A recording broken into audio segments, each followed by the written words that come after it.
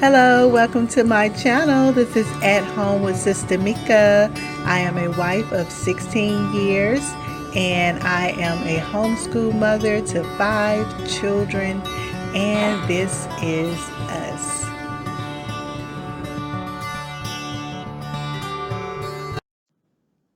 Hi, this is At Home with Sister Mika, and I'm going to share my birth story with you all, delivering a almost 11-pound baby.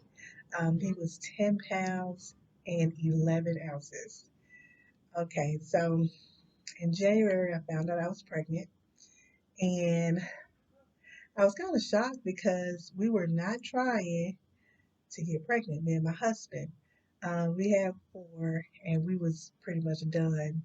I have 3 girls and a boy, and um, we had tried in 2019, yes, 2019 for a boy for my son, but it ended up being a girl. And so after that, we was like, okay, we're done.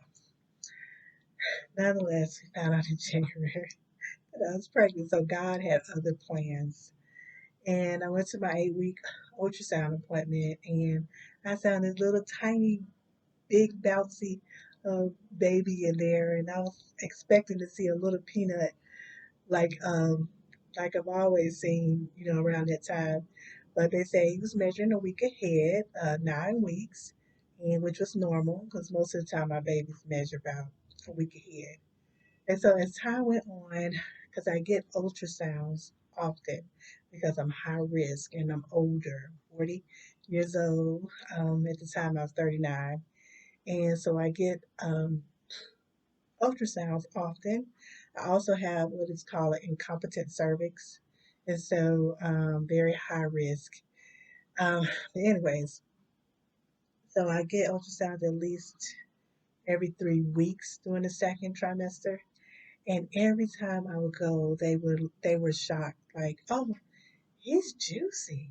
He's in the 100 percentile, or he's in the 97 percentile, and he's gonna be this big and that big. They had their guesses, but I was still kind of hesitant because I'm thinking there's no way he can be that big. My biggest baby was 8 pounds, 3 ounces at 37 weeks.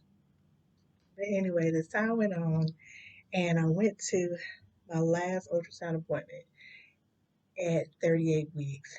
And the ultrasound tech said, oh, he is measuring 11 pounds. And I was shocked. I knew the whole time he had been measuring so big, but I guess I just thought maybe he would even out. I didn't expect for him to measure that big.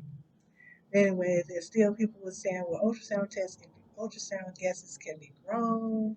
They always be not what they say, like way smaller than what they say. And so I wasn't really expecting him to be that big. But anyways, I was thinking maybe 7, 8 pounds.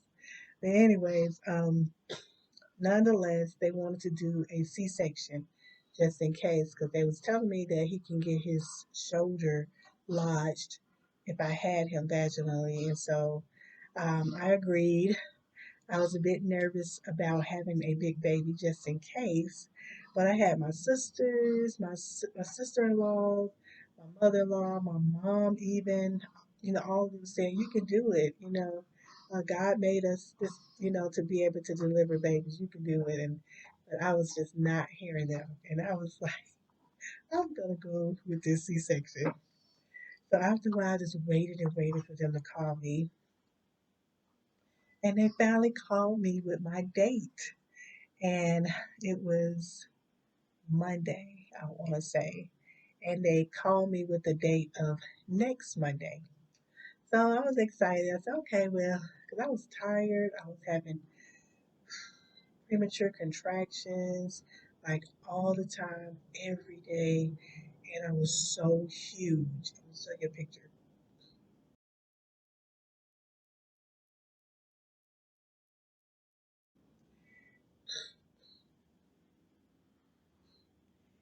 And I was so big. And so I was just really just heavy, and I was tired. The doctor could see it in my face. She was like, "You need to go get some rest," because that's how tired I was. He was making me. So I went 38 weeks. And by the way, he was the longest I've been pregnant. Was with him at 38 weeks. I've had all my babies at least 36 or 37 weeks.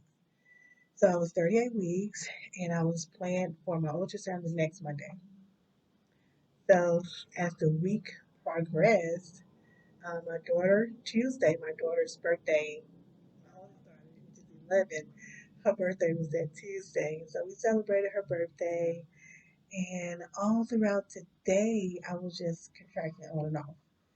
And, well, not too bad. But when the night came, I started contracting even more, but it was irregular. But usually I drink my water and I sleep, and usually I'll go away. But this time they were irregular and it was just constant. I woke up the next morning at Wednesday, they were constant. I went to my ultrasound appointment. That's when they said he was measuring 11 pounds.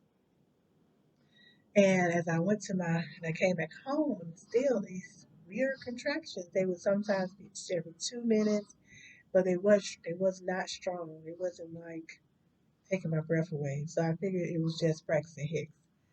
So they were every 2 minutes, and it'd be every three, then it'd be every five, then it'd be every 10. And it was just so aggravating.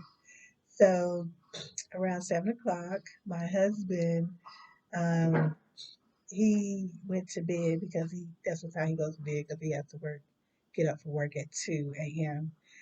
And I felt a gush. And I was like, oh no, what is that? So I went to the bathroom and it was my water. My water had broke.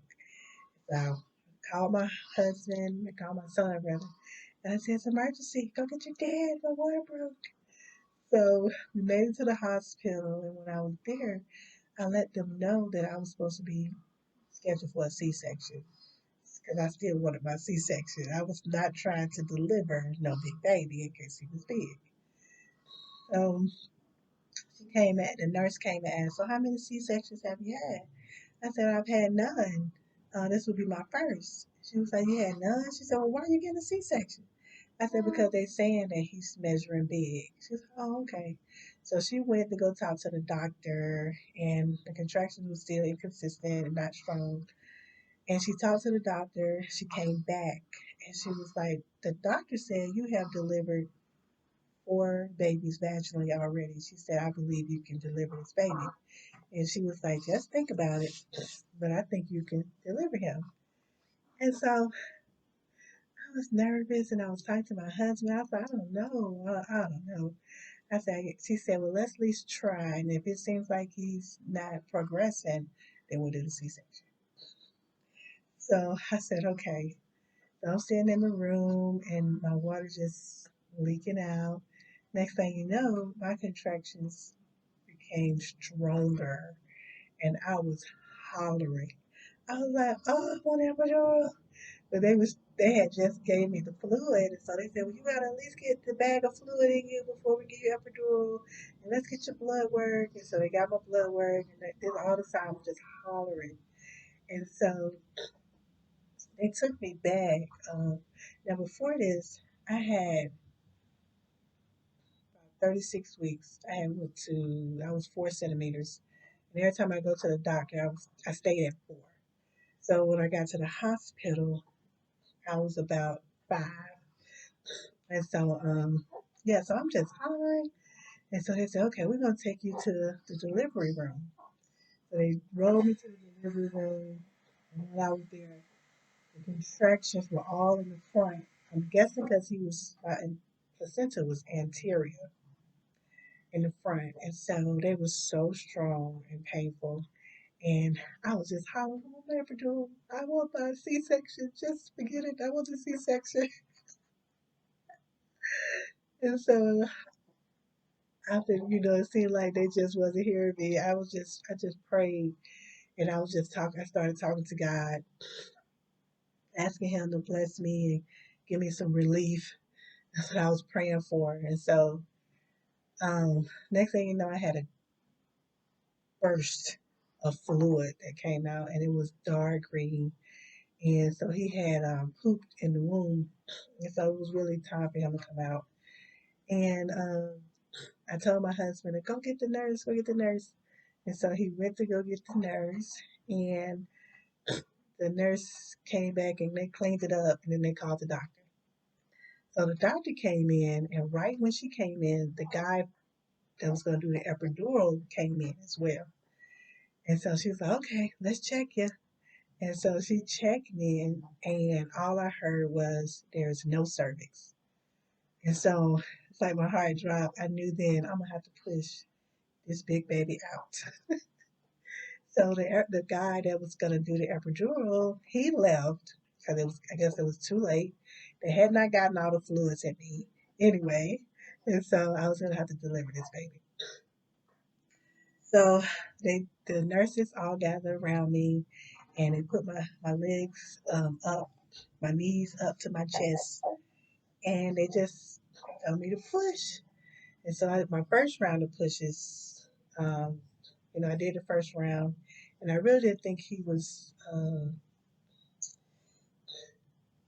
in the birth canal. I felt like he was higher up, but it seemed like the way they had me pushing, it kind of guided him down, and those contractions was guiding him down. So we did the first set of pushes and nothing, and then we did the second set of pushes, and then by the third set of pushes, I felt him in the canal, and they knew he was in the canal, and they was all in my face like, push, push, it's for your baby, push, push, it's for your baby. And so I was just pushing with all my might because I knew, like, if I just get him out, it'll be over. But the pushing seemed like it was the best part because it seemed like I wasn't feeling any pain anymore. So I pushed the third set, and he came out.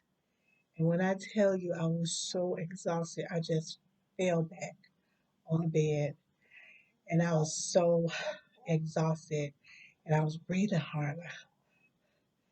I could not, and they put him on my chest, and I could not even look at him good. I just kind of peeked over, and I was just breathing, trying to get my breath, because I was just, I was so exhausted. Then they put him on the scale, and it was like, oh, he's 10 pounds and 11 ounces. And they was all so shocked. All of the nurses and everything was so shocked how big he was. And here's a picture.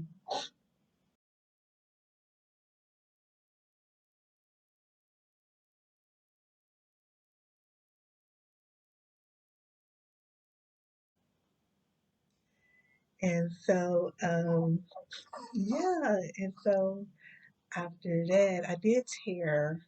I tore really bad, all the way down. And so I had a lot of stitches. And